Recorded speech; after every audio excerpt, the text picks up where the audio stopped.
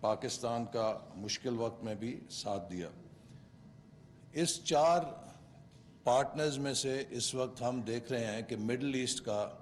جو strategic landscape ہے وہ تیزی کے ساتھ بدل رہا ہے in the backdrop of the global polarization, اور مڈل ایسٹ تیزی کے ساتھ چائنا کے ساتھ قربت میں جا رہا ہے، اور اس کے حالیہ جو مظاہر ہیں،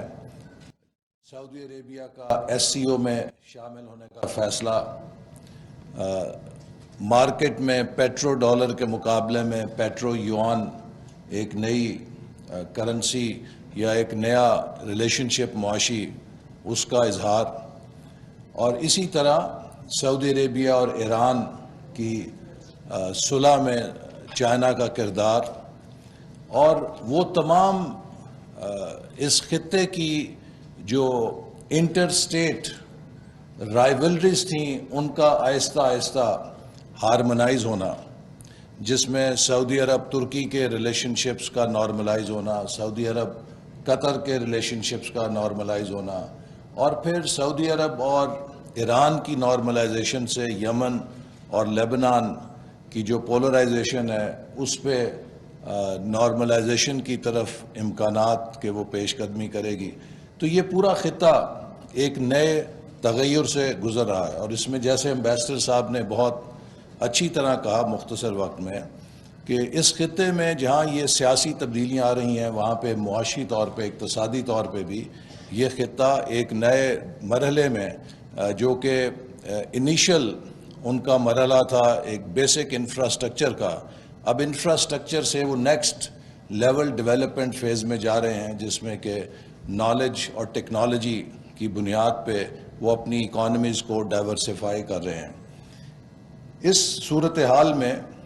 جبکہ ان کی ایشیا کے ساتھ ریلیشن شپ بھی بڑھ رہی ہے، اور ایک محتاط اندازے کے مطابق عرب جو جی سی سی کنٹریز ہیں اور ایمرجنگ ایشین کنٹریز ہیں، ان کی تجارت کا حجم 2030 تک $600 ارب سے تجاوز کر جائے گا۔ تو پاکستان جو کہ ان سب ممالک کے ساتھ بہت اچھے تعلقات رکھتا ہے، ہمارے لیے ایک اپرچونٹی ہے کہ ہم ان تبدیلیوں کے ساتھ، تغیرات کے ساتھ خود کو کیسے الائن کرتے ہیں۔ بہت اچھی بات کی ایمبیسڈر صاحب نے کہ ان خطوں میں جو لیڈرشپ ہے اس کے پاس ویژن ہے اور وہ صحیح سمت میں جا رہے ہیں۔ ہمارے ہاں بھی لیڈرشپ کے پاس ویژن بھی تھا اور سمت بھی ٹھیک تھی، لیکن ان تمام ممالک میں اور دنیا کے ہر اس ملک میں جو پائیدار ترقی کرتا ہے اس کے اندر ایک پری ریکوزٹ ہوتا ہے کہ پولیٹیکل سٹیبلٹی پریسیڈز اکنامک ڈیولپمنٹ، اور جہاں پر سیاسی استحکام نہیں ہوتا وہاں پر آپ کی لیڈرشپ کے پاس جتنا بھی ویژن ہو، آپ کے پاس جتنی بھی کمپیٹنس ہو، آپ کے پروگرامز کتنے ہی اعلیٰ اور عرفہ کیوں نہ ہوں، وہ کامیاب نہیں ہو سکتے۔ 2013 سے 2018 کے درمیان پاکستان نے بھی ایک حیران کن سفر کیا تھا کہ جس میں 5 سالوں کے اندر ایک ایسی اکانومی جس میں 16 گھنٹے بجلی نہیں ہوتی تھی، وہاں سے لوڈ شیڈنگ کا خاتمہ ہوا، 11,000 میگا واٹ نئے اس میں اضافہ کیا گیا۔ ایک ایسی معیشت جس میں ہر روز خودکش بمبار پھٹتا تھا اور 20 سال سے دہشت گردی کی جنگ چل رہی تھی، اس کو کلوز کیا گیا اور ملک میں امن بحال کیا گیا۔ ایک ایسی معیشت کہ جس کو 2013 میں سب سے خطرناک معیشت قرار دیا جاتا تھا،